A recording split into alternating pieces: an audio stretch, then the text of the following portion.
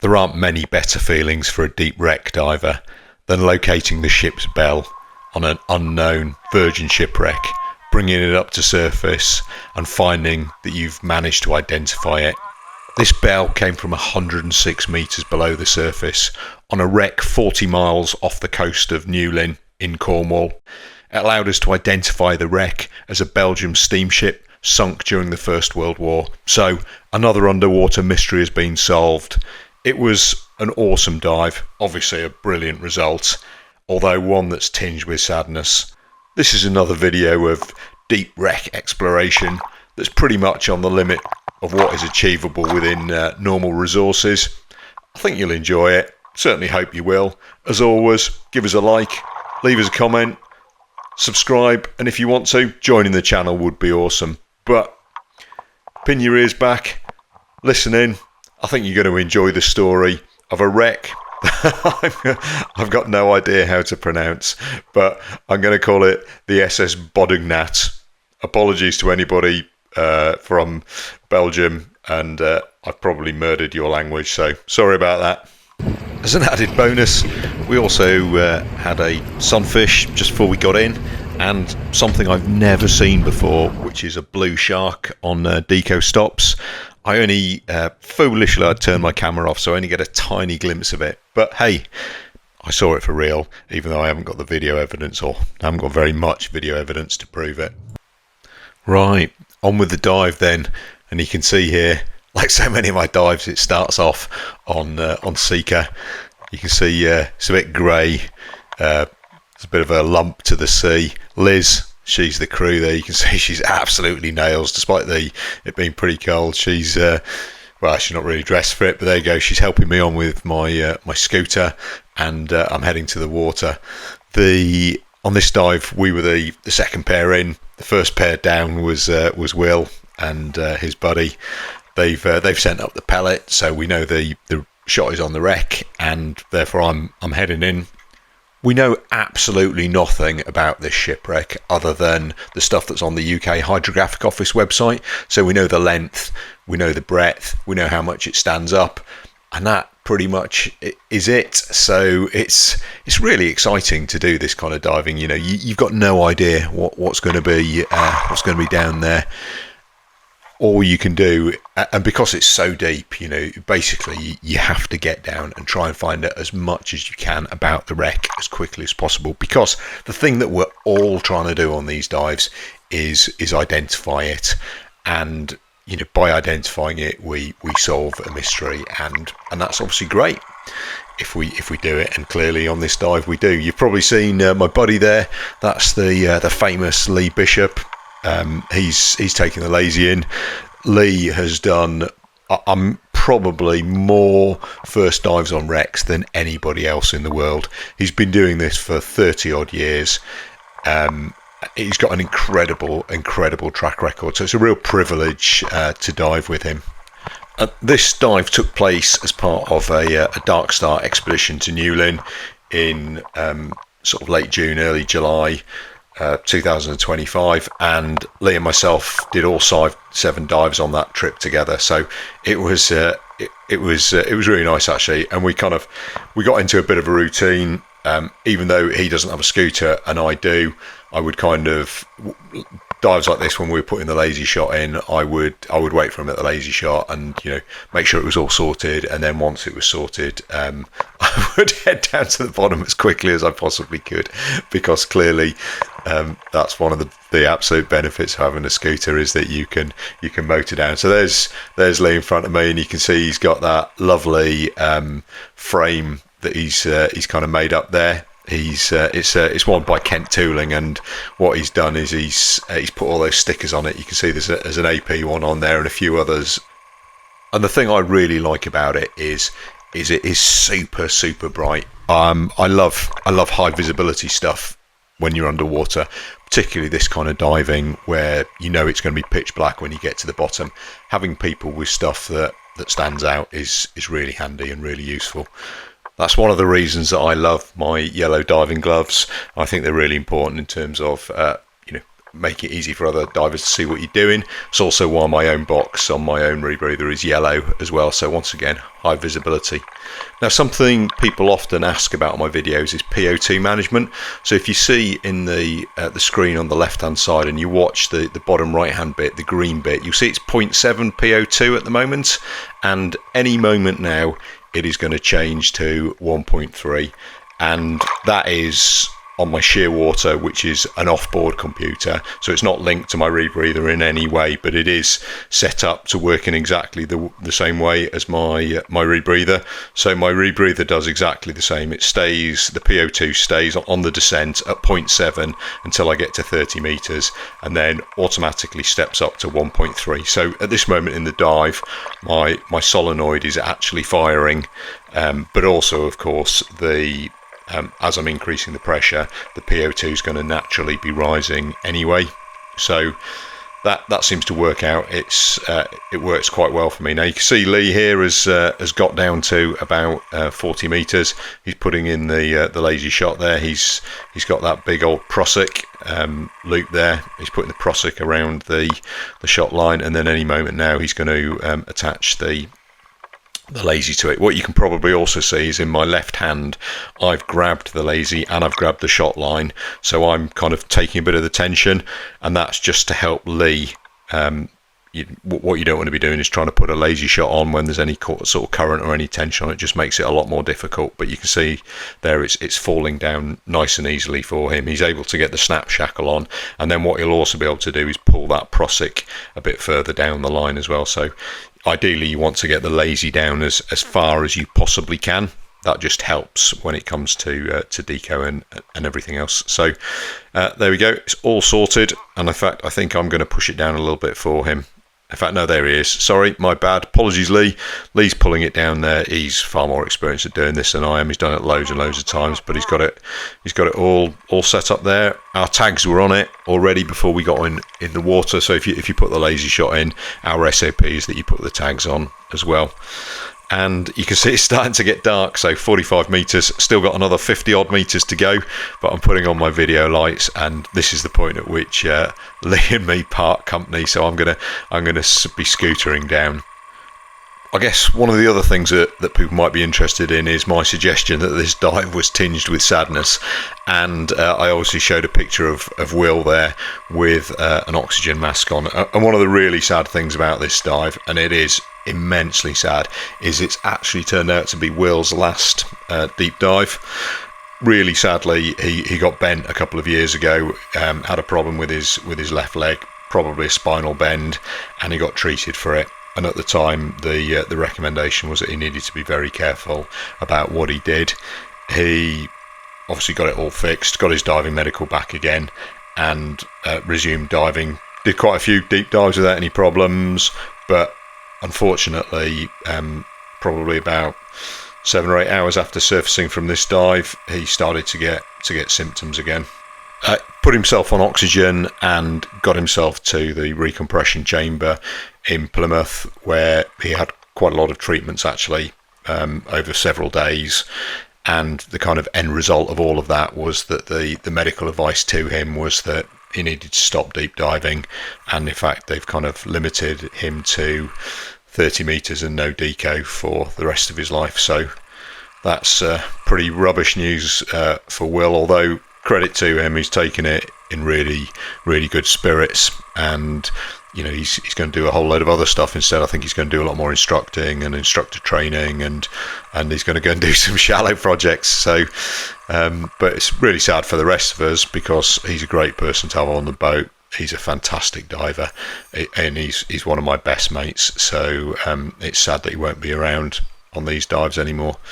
But getting back to the dive, you can see I kind of turned on my strobes before we got to the bottom. You can see I have arrived at the bottom of the wreck, and it's pitch black.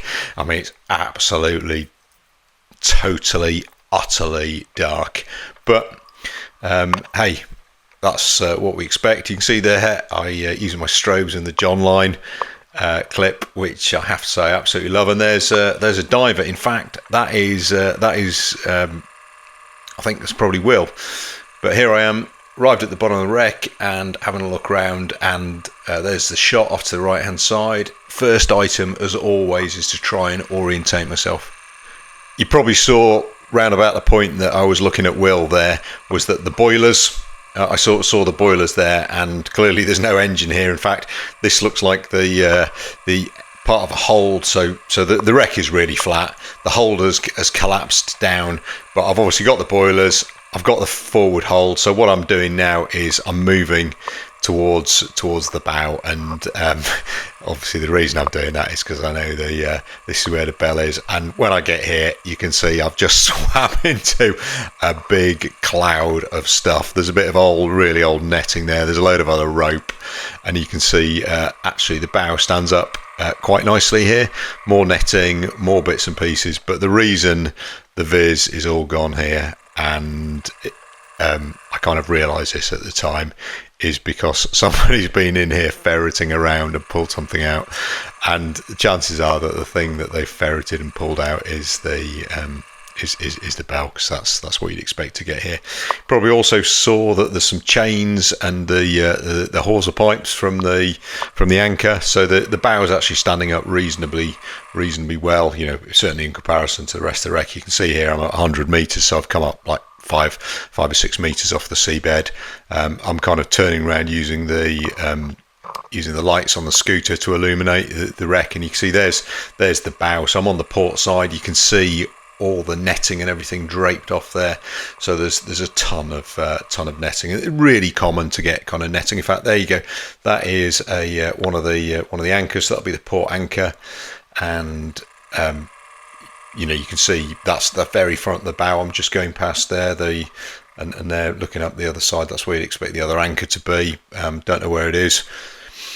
It's not on the seabed, so maybe it's fallen backwards, fallen inside the wreck. But the wreck itself, you can see there, it's actually covered in all sorts of interesting, colourful marine life and nets. that's the main stuff around here. Looking on the seabed just to see if the bell's there, but I'm frankly wasting my time. Will has found the bell. He's already snaffled it, and you can see there all that mess there, all that viz has been kicked up. That's where the bell was. That's where Will found it, somewhere down there. And yeah, you've seen it. He takes it up to the surface, and you saw how pleased he was with himself.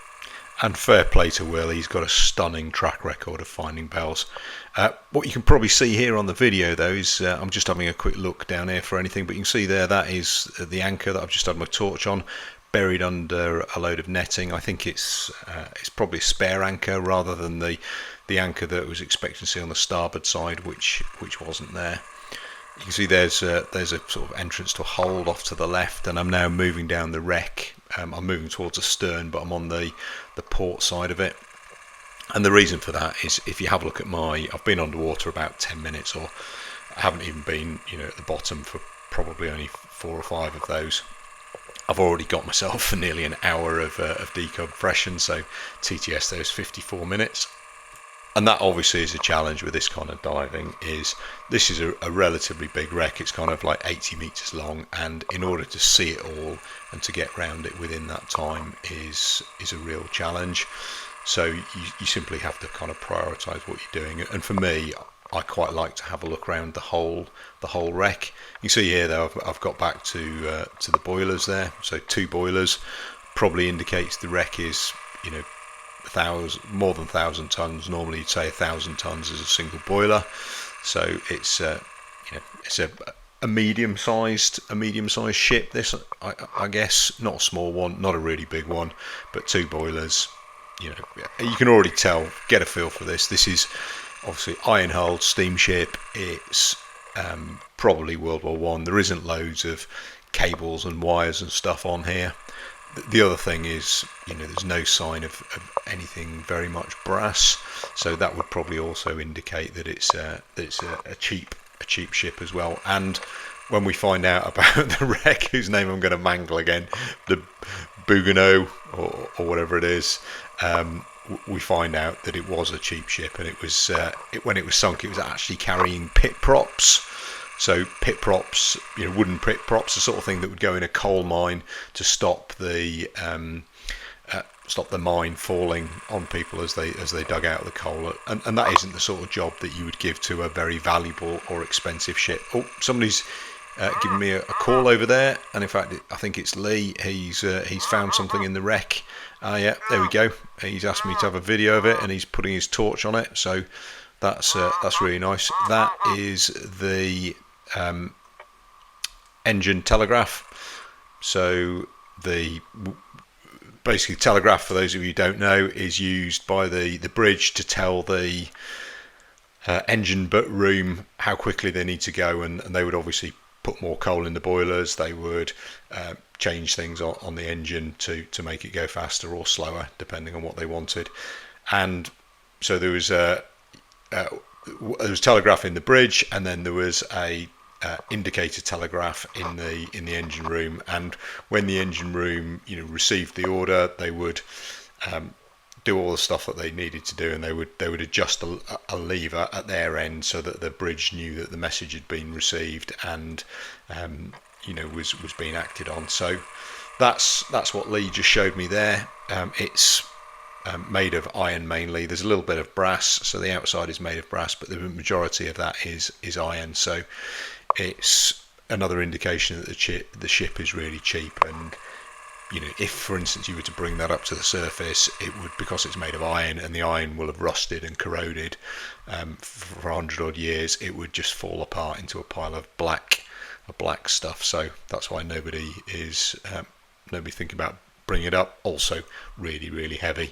For me, I've spotted a bit of brass plate down there, and for those of you who see some of my other videos will know that I've had quite a bit of success in recent years finding makers plates and stuff, so I've just scratched that and confirmed it's brass, but it's also a bit thin. It's also quite stuck, so I think that isn't a maker's plate. What that is they often kept bits of sheet brass in and around, there's in and around the engine room where there's places they can work on stuff, they can make things. So I think that was just a spare bit of brass, and you quite often see those on shipwrecks. So I don't spend too much time and effort trying to get that out, not least because it's 100 odd meters deep as well. So if it doesn't come out easily, it's not coming out. So this is the prop shaft. You can see here the drive shaft, and you can see it stood up on its bearings and everything. And so this is going to take me towards the stern, and there's the prop tunnel, so that would have protected the prop from all the other cargo and stuff that was in the hold, and a man would be able to walk down there. They'd also be able to lubricate bearings, and there's like couplings and stuff, and presumably they'll be able to do other maintenance tasks and stuff on them. So not super unusual to see a tunnel, but you don't always see it. So and this has brought me, you can see here, it's the wreck is starting to rise up again, and this is the stern, and this here, as you can see, is the other end of the prop shaft, and on there would have been the blades. There are no blades there, so I don't know what's happened to the blades. Maybe they were destroyed somehow when the wreck hit the seabed. Maybe it was still turning and they broke off on the seabed, so maybe that's where a torpedo or something hit. Maybe they've just corroded off. I have no idea at all, but they're not there, that's for certain. Another diver just gone past me there, and just having a quick look around, see what else. Sometimes you get emergency steering positions and stuff in the stern, so maybe there's one of those around here. Often you get other bits and pieces as well, so I've had lots of crockery and stuff out of sterns, but this one absolutely nothing. And it's a real pity, because obviously like everybody else, I'm wanting to identify this wreck, and you can see there my TTS is now 100 minutes, so that's 1 hour 40. I've been down 16 minutes. That shows the cost of this kind of diving. The decompression requirement for decompression is just going through the roof. My first decompression stop, 45 meters. Incredible. The other thing that's really nice about this wreck, you can see there's loads and loads of fish life on here.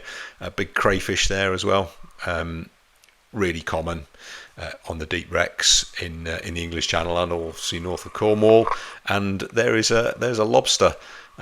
He's like, what on earth is happening to my wreck? It was all peaceful and dark and stuff down here, and then all of a sudden these people turn up with these massive lights shining in my face, blinding me. So that's there's kind of a cargo winch off to the right hand side there, I think. So probably this wreck would have had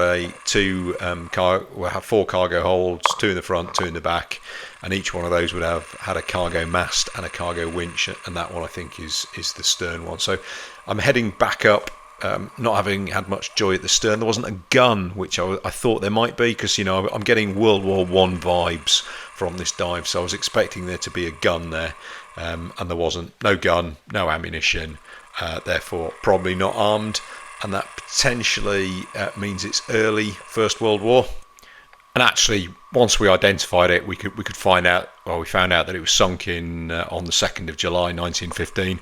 Tried to escape, but got torpedoed. And the skipper that torpedoed them was Walter Forstmann, who incredible war. He's the second most successful U-boat skipper of all time.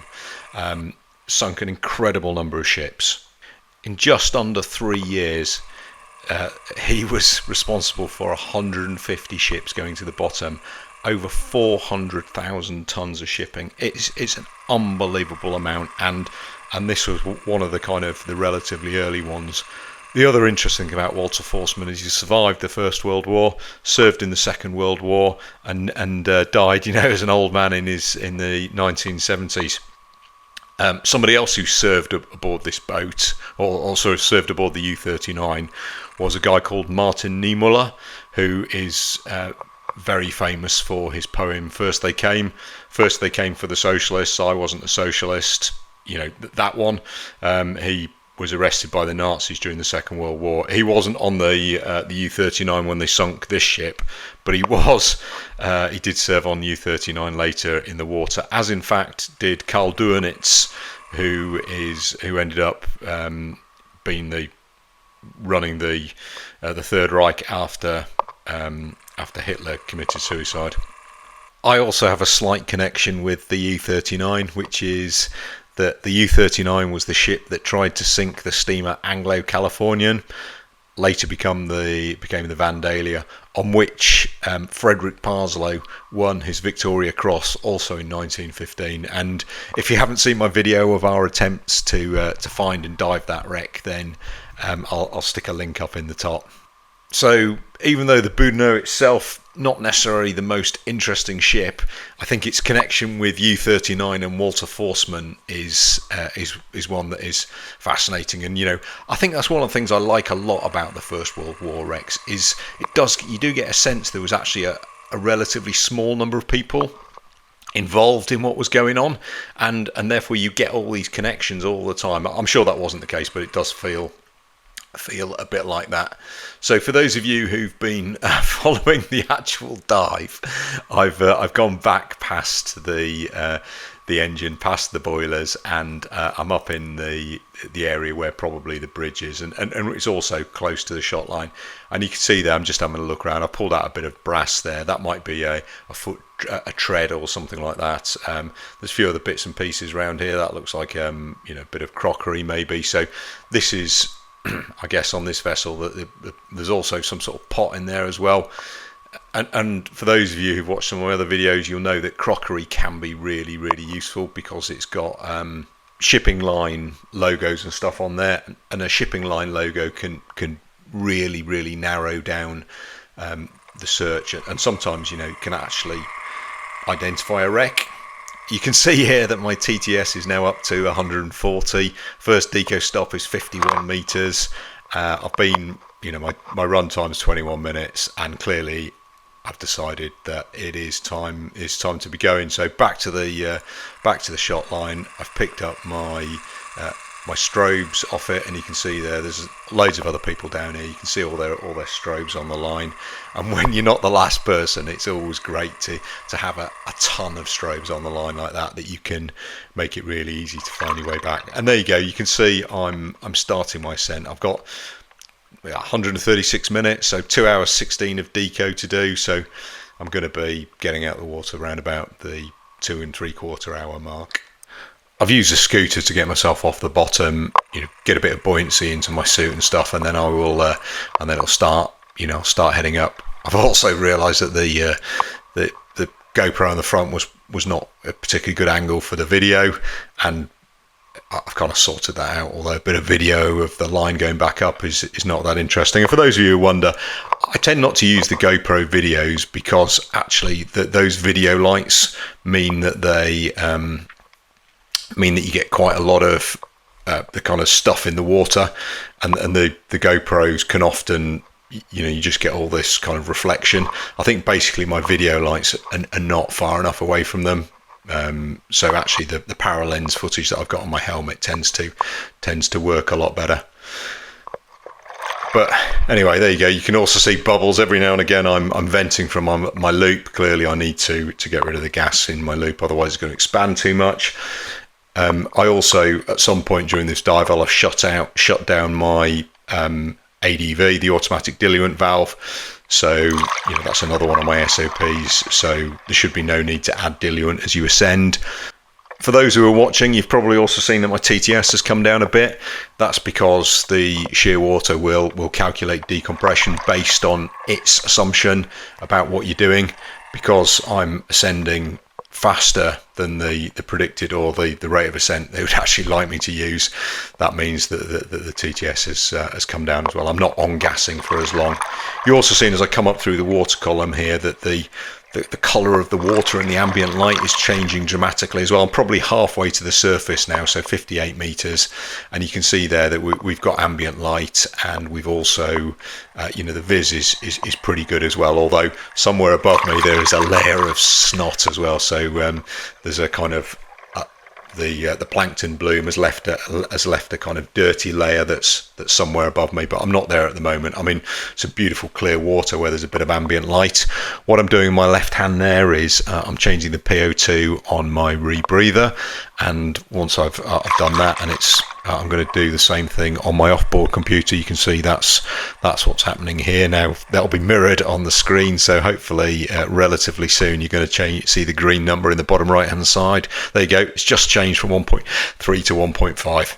And when that happened, I hope you also saw that the TTS dropped from 126 to 107. So it does show the benefit in terms of computer of accelerating decompression. So that's one of the reasons I do it. I don't see why you wouldn't do it, frankly, but other people worry about CNS and all those kind of things, but it's something I've done for a long time and works well for me.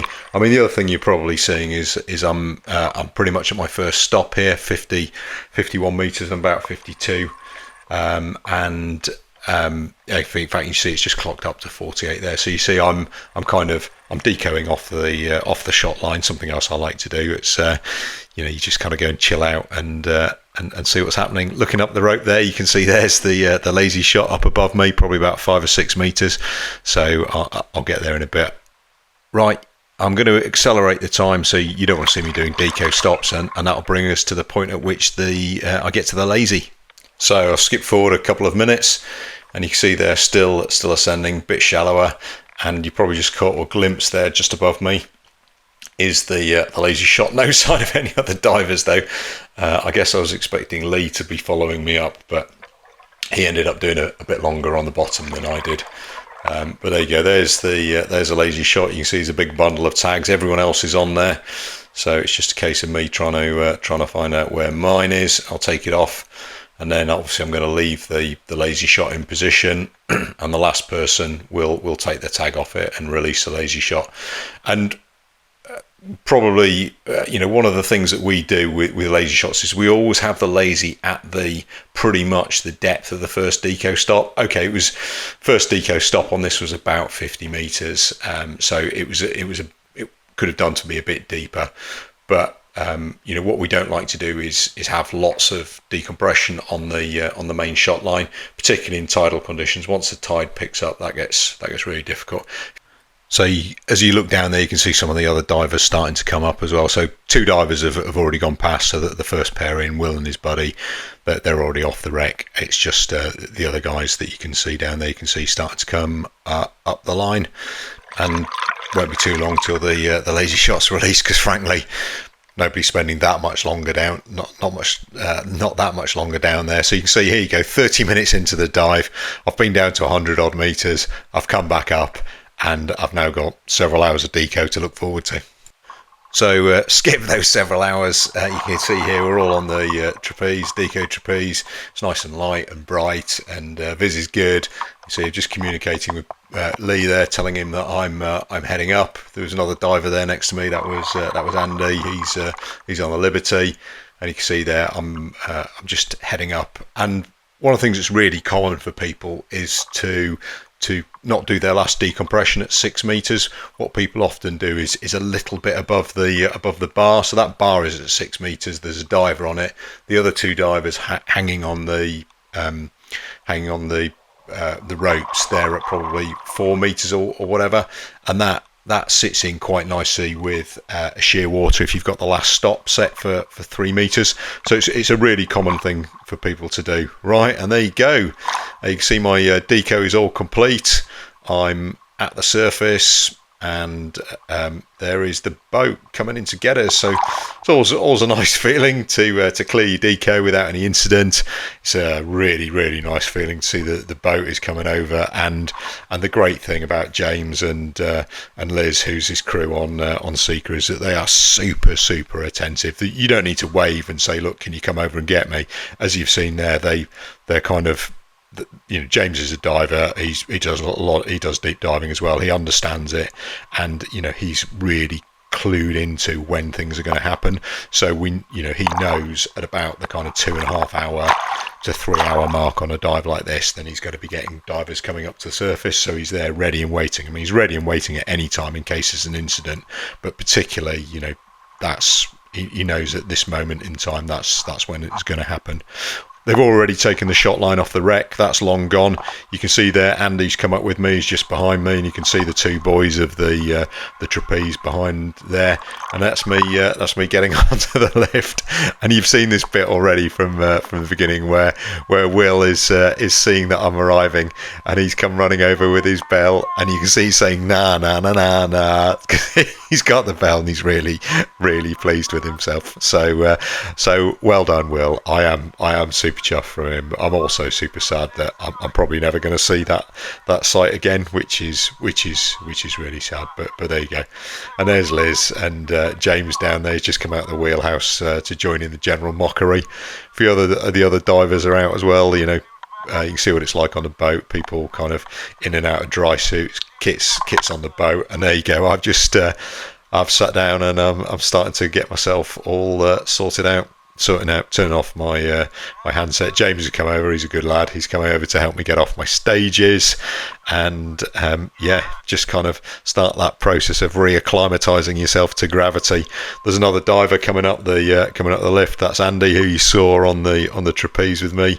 Liz is sorting him out, which is brilliant, and he'll be getting up and getting all his gear off, and then we've got the process of chatting about the dive and the long transit back home.